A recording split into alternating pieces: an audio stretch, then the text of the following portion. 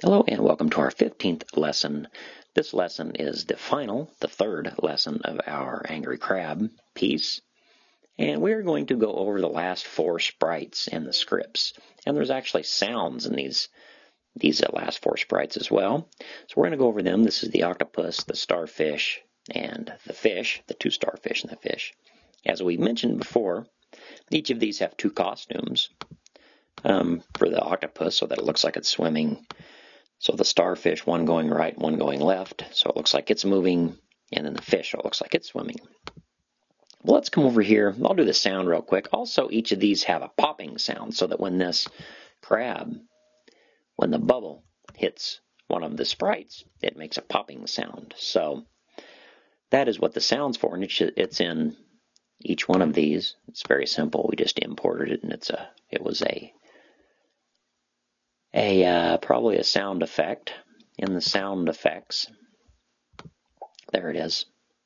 So it's one of the preloaded assets that comes with Flash, or with Scratch rather. So let's go ahead and do this. There's the octopus, and here's our script.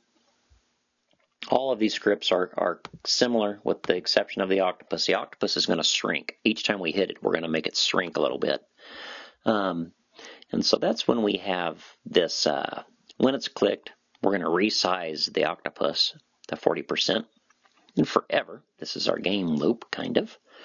It gets our octopus moving the whole time. So he's going to move randomly 8 to 15 steps.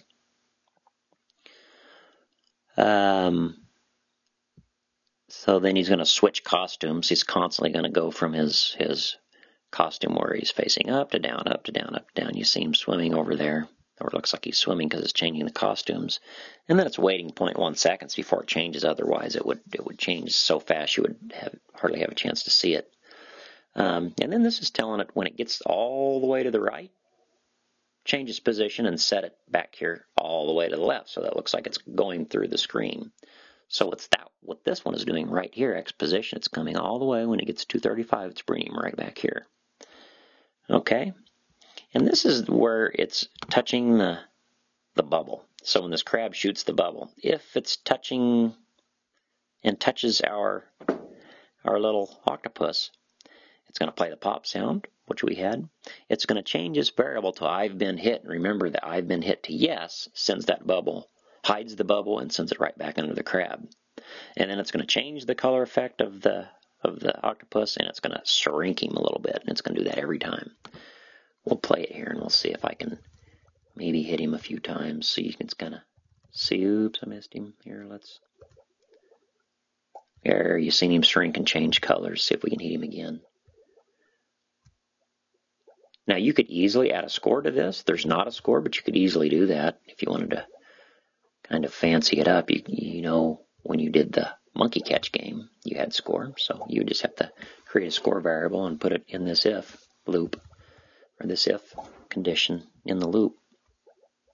So that's what we've got. You'll notice the starfish are doing basically the same things. They're moving. They're picking random steps that they're moving. It's doing changing the costume. It's waiting. It's doing the position. Now, the one thing it's not doing is shrinking when it gets hit. That's one of the main differences. It's not shrinking, or it is changing colors, but it's not shrinking. And this one's doing the same thing. It's just going the other direction.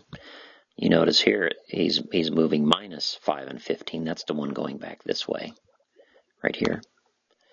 And when it hits the end, it's going to minus 240 rather than 240. And the fish is basically going to have the same script that the starfish does. Now, the fish is moving a little bit faster than the starfish. You see how we're going from 6 to 10. The starfish is only going from 4 to 12. So kind of some slightly different numbers there. So that is our game. You notice how octopus gets so small. Eventually, if I hit him enough times, he gets so small you can hardly even see him. But that was kind of a fun. You can play around with this game. Make a score variable like we mentioned. Make your octopus. You can make him glow. You can make him whirl. You can make him do all kinds of stuff if you wanted to. But that's it. That's our 15th. That's our final lesson.